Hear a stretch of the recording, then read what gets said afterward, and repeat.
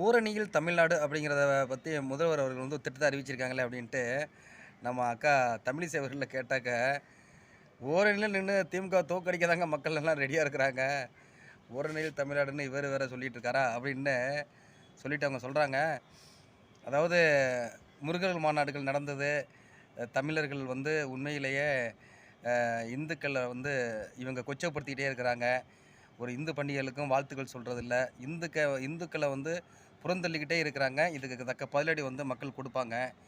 அதே நேரத்தில் கோயில்கள் எல்லா கோயில்களுக்கும் வந்து முன்னாடி வந்து பெரியார் சிலையை வச்சுருக்காங்க. இதெல்லாம் வந்து கடவுளை நம்புறவன் முட்டாள் அப்படின்னு சொன்ன பெரியார் அந்த வாசகத்தை எழுதி போட்டு அங்கேயே வச்சுருக்கிறாங்க. இதெல்லாம் வந்து ரொம்ப அபத்தமான செயலுங்க. மக்கள் எல்லாம் இதை பார்த்துக்கிட்டு தான் இருக்காங்க. கண்டிப்பா மக்கள்கிட்ட ஒரு எழுச்சி பெற்று இருக்கு.